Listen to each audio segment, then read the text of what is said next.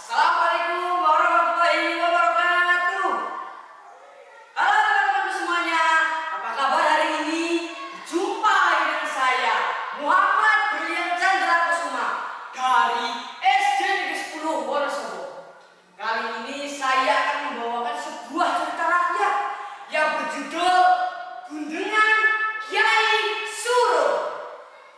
Cerita ini saya ambil dari buku Cerita Rakyat Wonosobo, Gundengan Kyai Surung dan 21 kisah ajaib lainnya, yang ditulis oleh Tamana Azmi Azahra, terbitan Dinas Pariwisata dan Kebudayaan Kabupaten Wonosobo pada tahun 2019. Nah, teman-temanku semuanya, begini ceritanya. Siang mulai berlalu, warna langit berubah menjadi jingga.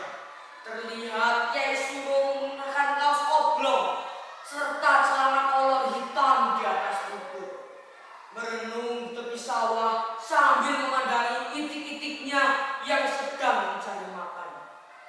Hatinya gundah gulana, memikirkan nasib para petani yang terus bekerja keras namun tidak menikmati hasilnya sendiri, karena Belanda membodohi mereka dengan membeli murah hasil panen mereka, membuat para warga hidup dalam kemiskinan dan serba kekurangan.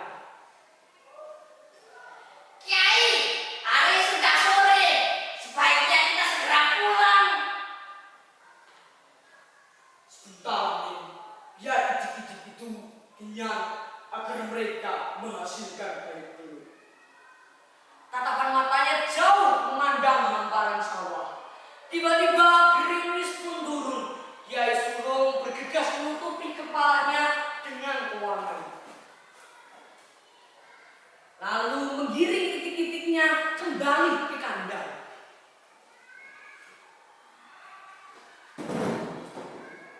Melihat kesan tersebut, Kyai Surung menyuruh Paimin untuk mengumpulkan para warga di rumahnya. Paimin adalah murid setia Kyai Surung yang sudah mengaji bertahun-tahun, dan kini beliau membantu Kyai Surung untuk mengurus surat. Malam itu pun warga berkumpul di rumah Kyai Surung. Selama ini kita telah dibodohi Belanda. Bertahun-tahun kita hidup dalam kemiskinan dan serba kekurangan. Sedangkan mereka berpesta dari keringat kita. Bagaimanapun kita tidak bisa membiarkan ini terus berlanjut. Kita mesti berani, kita mesti melawan.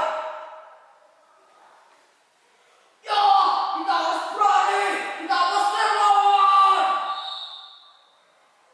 Terdengar suara warga memekik. Tiba-tiba dari kejauhan terlihat Paimin berlari tergopoh-gopoh menghampiri sang Kyai.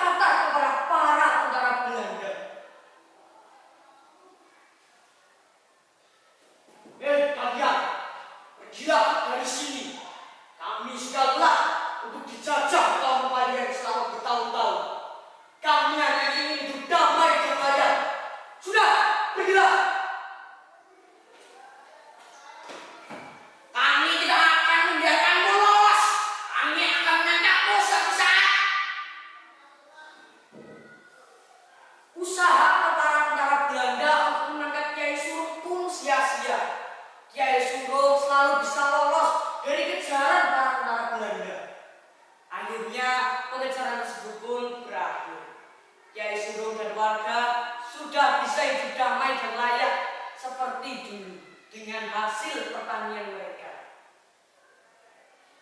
Uang yang dibawa Kiai Surung setiap saat selalu menjadi alat musik dikala sepi di sawah.